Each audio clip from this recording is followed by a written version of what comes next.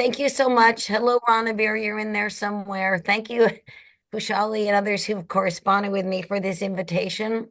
Let me just quickly say that this is a general PowerPoint that grows from my interest in or my concern about the rise of nationalism and its impact on justice in cities in particular. Hopefully it'll be a little clearer later. It's a general interest that I have because I ran a project many years ago when I taught at MIT before I moved to Harvard on Israel-Palestine. It's a very controversial topic in American universities and everywhere around the world today. So I think later you will see a little bit more about why I'm interested in kind of focusing on the urban scale as a site of solidarity. I'm mentioning that because this PowerPoint is structured around work on that project on what I call conflict cities, but also I work on the global South, mostly Latin America. Um, and even though I'm not an expert on Kolkata or India, I do teach classes on Indian, African, and Latin American cities, although that's not so explicitly in this particular PowerPoint. So I just wanted to kind of lay that out there. I'm talking about some more general ideas drawn from my work on places where there is many cities, if not all cities, are characterized by spatial injustice and spatial fragmentation. All right, I've already made my point. Oh, I did want to underscore right here that I'm not talking. I have a little bit of a mention about informality. I do work on informality. Obviously, if you're talking about cities of the global South, informality is an actual central idea. It doesn't come through in the presentation much, but we can return to that at the end. So I mean, I just wanted to start out about again, you have experts in this room who know something about cities in India and elsewhere, but I just want to go through what I think. Oh, let me take another step back. I am a urban sociologist, but I teach in an urban planning and design program. I'm really interested in power, governance, politics, but I approach that from an urban planning perspective. So one of the things I'm going to be emphasizing in this talk is the way in which somebody has asked questions of planners, how planners have built cities that create the infrastructural and material foundations for division. And what we're trying to think about, can we create material foundations for justice and not just injustice? So this is just a summary, especially given my work on divided cities, about ways in which we've purposefully created urban spaces that where there is not access across the city. So we talk about infrastructure, walls, roads, gated communities, spatial division, which happens because of differences in property rights, unequal distribution of services. So there's material, there's also the social services, what are defined as public goods, the limited, privatized, fortified, and number of surveilled public spaces. That's a more contemporary issue. A space that's called public may not really be experienced as public from most of the population. I'm also quite interested in semiotics and discursive rhetorics of history and belonging as ways that prevent people from feeling like they are recognized and have access to all parts of a city. Stigmatization of informality, and also in particular in the places I look, the role of coercive force, military police, and other state practices. So these are the ideas that kind of reinforce exclusion and spatial injustice, or the interventions. So this is a point that I want to make about my territorial scale. That is what I'm later will be defining as what I call the urban public sphere, urban sovereignty. This is just a summary from the urban planning perspective. And again, there'll be variations in across different contexts, but I think that I would argue that in our discipline, the standard approaches to dealing with spatial injustice are either very local or very national. This is my point. They're either kind of community-led programs that are very focused on community development practices. I know India, again, is different than the United States or even Latin America. But historically, in the planning profession in the United States, we've moved away, for good reason, from critiques of top-down planning to very localized discussions and localized community meetings and community participation. But what I want to throw out here as a provocation is the limitations of working at a very local scale, at a neighborhood or even a street or block scale, for dealing with the problems of spatial injustice. So I'm not saying that there aren't positive things that can be done at a very local scale, including mobilizations and solidarity, some of the questions that were asked, but I want to juxtapose the way that we have been thinking about two very different scales. So local action processes about bringing people together, and national levels. And again, it may be that the state itself, I'm saying state, like the state of West Bengal or whatever, Maharashtra, may have slightly different social policies or legal measures, but usually these are established constitutionally at the national level about how decisions are made about where and how people live in cities. And I think there's a problem looking at those two scales. So basically, this is just another way in which I want to underscore to think about justice and just coexistence to move beyond the neighborhood and the nation. And again, you'll see in a minute, again, a quick we started this project when I was at MIT with designers and political scientists to think about Jerusalem, because the obvious problem, without going into detail, and we could talk the whole next 30 minutes about Israel Palestine, which we will not, but this project was after the second Intifada in 2004, was the concern with the way in which the city was the playground for national conflict, which meant great inequality and injustice at the scale. And that the project was called Just Jerusalem, as in justice, but also only the city and not the nation. I have since worked on that idea in the context of pandemics, why it is national policies do not have the nuance to understand inequality at the scale of the city. And so this summary slide just tells you a little bit more about why and which neighborhood interventions are limited, because as we all know, gentrification, other sets of things, even going back to the site and services projects, positive actions in one site can reinforce spatial inequality in the city as a whole, because every site is not equally addressed.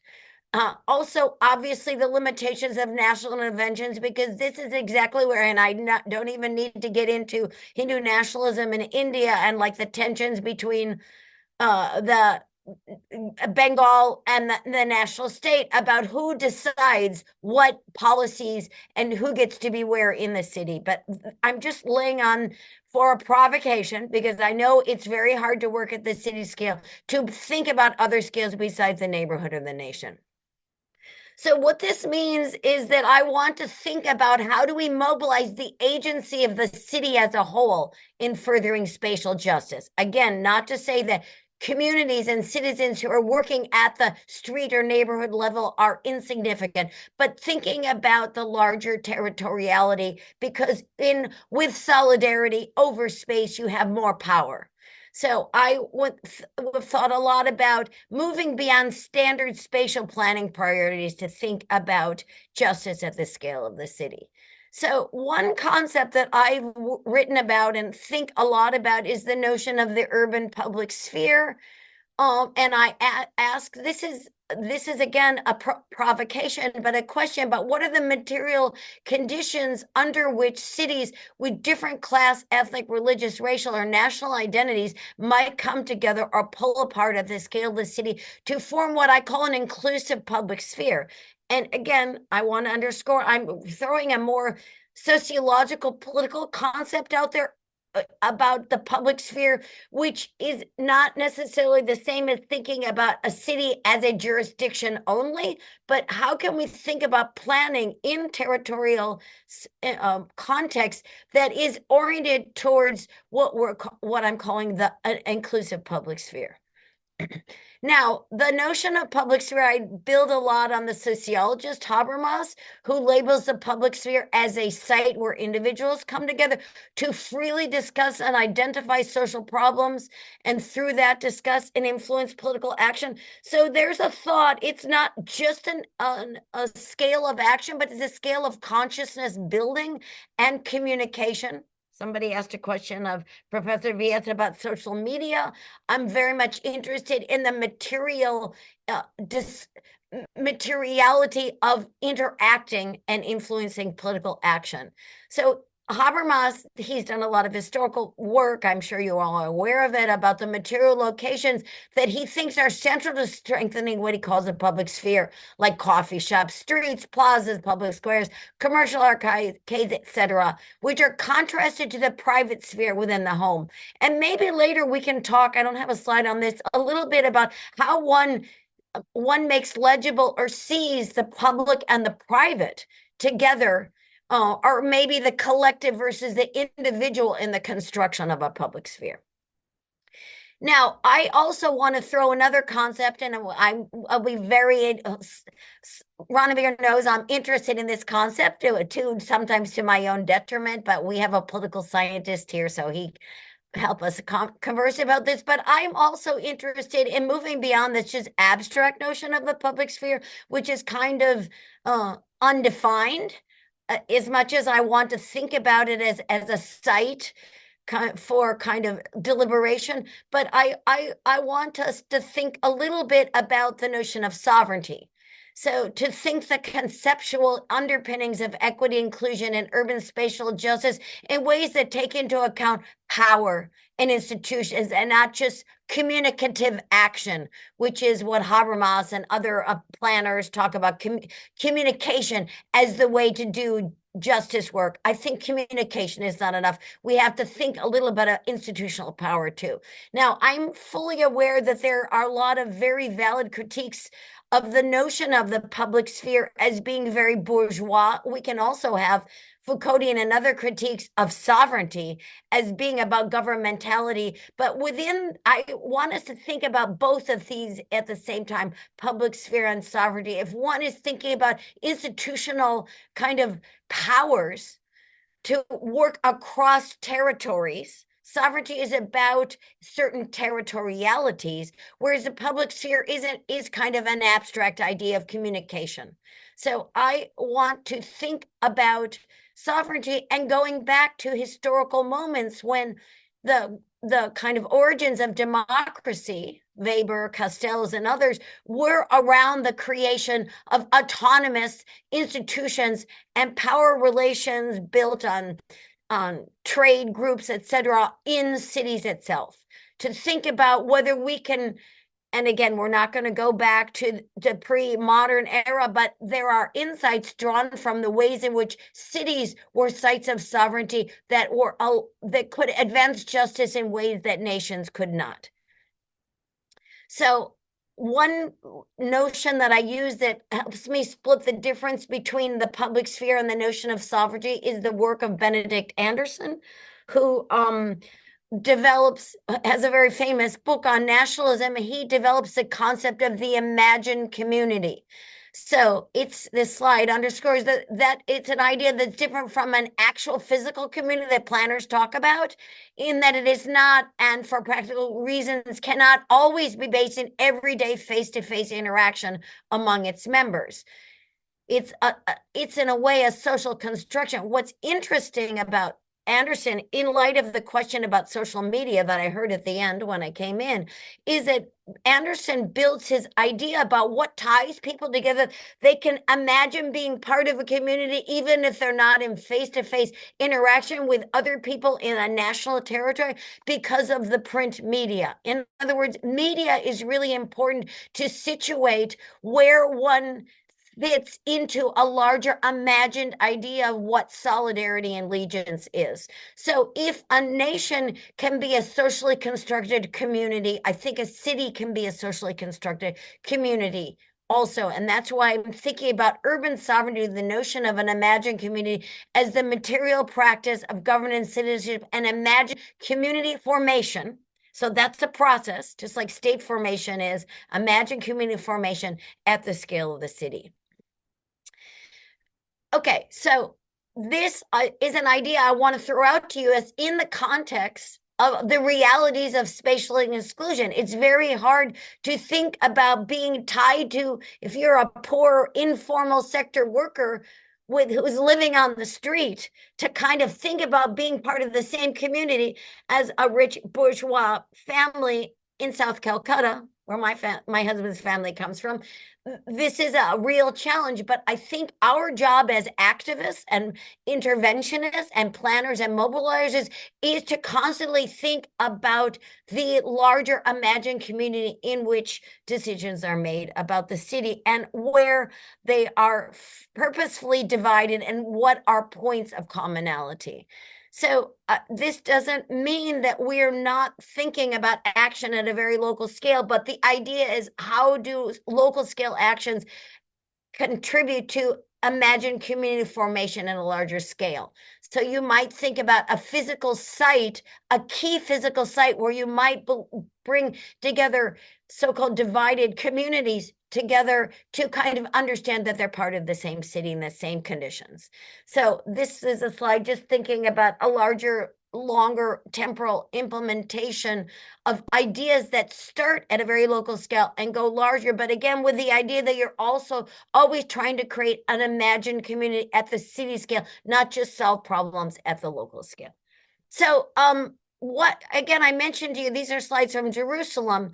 What I thought one way into this very kind of this big provocation is to look at the places that are absolutely the most divided and to try to understand whether there have been any efforts to think about material conditions under which these different citizens would come together in the context of real fights and conflict. Again, use of the state, use of violence to keep people separated. A place like Jerusalem, again, when we started this project, was already on the opposite end of the spectrum of where we would want to be. I don't even need to tell you where things are in Israel, Palestine now, but I'm interested in conflict cities. So we did some work on Jerusalem and, thinking about the physicality. Obviously, there's property ownership, there's kind of refugee statuses, there's creation of like refugee camps in the city itself after international arrangements that don't give the same rights to people. But I don't need to go over the variety of ways there is not a single imagined community, that everything in a place like Jerusalem or other conflict cities is fragmented, what we call fragmented urban sovereignty. And it's the fragmentation of that that creates more conflict and drives more kind of injustice. But the other city that we looked at in our projects, and I've written a few things about this, and I'm happy to share some of those articles, is a place like Belfast, which historically has also been divided between the Catholic and the Protestant groups. And one of the things that we learned in looking, I'm not going to have any positive examples from Jerusalem, just to be clear, but one of the things that we learned from the Belfast case was the way in which there were activist organizations that were purposely trying to transcend the spatial divide in the city by focusing on like borders and boundaries that had been set up in the context of the struggles and fights for sovereignty. So it was literally fights for sovereignty, but there were lots of, as the negotiation for settlements, peace settlements, which have advanced, again, with national political and also local political mobilization. But there were also interventions at the scale of the city to tie citizens together in different parts of the city. And this is just an example of one of the kind of sites. It's hard to see it, but the difference between a site that's welcoming, even though it kind of memorializes a historical border, it's very different. This on the right is obviously the separation wall between Israel and Palestine. That's a picture of George Floyd, and I'm going to come to him in a second. The activist in the United States that was killed by police because he was trying to beg on a sidewalk. The ideas I want to throw out here for us to learn from conflict cities, thinking about very small but targeted and sometimes successful planning and design interventions that could start the conversation about a shared imagined community at the scale of the city. So in Belfast, there were a lot of work on community arts interventions and adopted neighborhood redevelopment strategies intended purposely to redress the unequal treatment of Catholic and Protestant populations. So it wasn't just responding to one group, but writing in the history of division into the way in which new projects were developed, who participated, who talked about them, and again, using arts and culture as a kind of shared discourse for bringing people together to understand that they're part of the same territory, shall we say. There was a second point was the use of planning to integrate formally segregated areas by reclaiming low rent workspaces for community arts and other organizations. And again, actually repurposing using land use and taking spaces that maybe are not just private or for housing, but that bring more people together to kind of have places of discourse and interaction for more of a public sphere identity. Third thing we looked at was the way that we engage citizens collectively in the imagination of new urban spaces. So even if you don't have the power to do that, to dream together about what a just or an inclusive public sphere might be, could be part and parcel of any community meeting discussion. Which isn't to say that people like to get together and waste their time about dreaming about the future, but ultimately always thinking about the idea of imagined community formation or solidarity at the scale of the city is a constant struggle and a constant process. It never happens at one site. And it never happens. It's always a dynamic process, but to commit to people to be thinking about futures. And Ron and Beer can say more about that's one of the things that we look at in our project, Humanity's Urban Future, is how do we kind of connect the past to the present and the future in a way that might bring more justice. And then again, this last point, I think it's really important.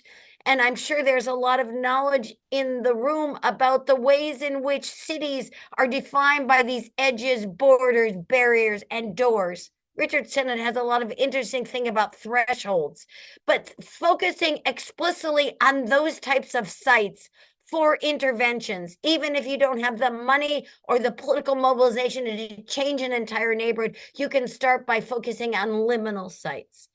So I wanted to end a little bit to talk about, because sometimes when I give this slide, and as I mentioned earlier, I work on the Global South, but I wrote a piece that came out in a book that MIT put out a couple of years ago, that around the same time I've been working on the notion of urban sovereignty, when we had terrible protests, when we had positive protests, we had terrible murders and massacres of mostly Black men walking in streets in the United States that created what we call the Black Lives Matter movement. And I wanted to kind of end this slide by moving beyond like this idea that America, which nobody believes anymore in our current administration, but there's a kind of an American exceptionalism about democracy and inclusion and justice, and the institutions that we have will do that. If you look at the scale of the city, this is absolutely a falsehood. And I wanted to end my presentation not only looking at these quintessential conflicts like Jerusalem and Belfast, and think about like everyday ordinary cities that Jennifer Robinson might say, even in the United States. And I love this quote by a Black Lives Matter protester about the social contract that we have. So again, as a sociologist who thinks about sovereignty and governance and citizen relationship and empowerment, thinking about the notion of a social contract at the scale of the city. And if you steal or I steal, then that person who is in the authority comes in and they fix the situation. But the person who fixes the situation is killing us. In other words, this idea of who controls the sovereignty of what happens in the entire space, you can't trust them anymore. So the social contract is broken. This was the idea in the United States, in American cities. You broke the social contract when you killed us on the street. And there are versions maybe in your own cities about where the social contract or at least the imagined social contract, is being violated and not recognized. So the other thing that I would end here is the kind of ideas that I've looked at in American cities to think about this notion of kind of an imagined community of allegiance. So thinking of the materiality of segregation in American cities, which is just getting worse, the materiality of like policing practices, who gets to be where. And I'm sure in most Indian cities, there's lots of private guards and private places and areas that are off limits to the public, the discourses of inclusion and the discourses of rights and belonging. And those kind of ideas should be behind the interventions. And these are, aspirational things to think about social intervention, also about reform of the institutions that reinforce segregation and surveillance. Somebody asked a question earlier, so I was thinking about that. I am a big fan of designing spaces for protests, making room for publics in action, understanding the question that somebody asked. If you only have one square, there's protests, it's easy for those to be surveilled, but maybe reproducing and creating from below ephemeral spaces for protest. You can go back to Dyer Square. What was successful in Dyer Square was the protests in the intersections of the streets, not in Dyer Square itself, because that was surveilled by the police. So, and the last thing, that new forms of monumentality and recognition, and this was really important in the United States. This is obviously thinking about the tearing down of Confederate statues, thinking about the histories of exclusion and how they've been monumentalized, and offering alternative monuments to a shared imagined community formation. So I'll just end with like the way in which, as urban planners and designers, and these are issues that cannot always be addressed at the neighborhood scale, that's my point, but they can be part of it. So looking at mobility systems, jitneys, buses, who builds what. I know you've in Kolkata, you've got a subway, but not everybody goes on that. I mean, how you think about connectivity in physical ways, the location and design of housing, how much it's open and public, eliminating barriers that we see all the time. We put in cities in the United States, we put in parks when we want to separate neighborhoods rather than bring people together, looking at the redistribution ethos. These are all things, and community-led, making people safe in the spaces that they're in. Well, this is what I'll leave you with. The question becomes, how do you start? Where do you start these types of projects? If you have a larger, longer term aspiration, which built environmental investment, and that might be where you get solidarity across two different communities. They don't always come together in meetings, but you organize around a liminal space between two places. And, how to balance the neighborhood where people are active and support each other in solidarity with citywide inclusion. Again, I'm just ending with the fact that these may be lovely ideas, but how do you do them? That's where people like you who are in this class are going to help create these new inclusive, just spaces, and how to produce security without bringing in police and other strong forces that would push back, because power structures don't want more public spaces or more public sphere or more solidarity across groups of difference. So I will end there. Thank you. Thank you. Bye.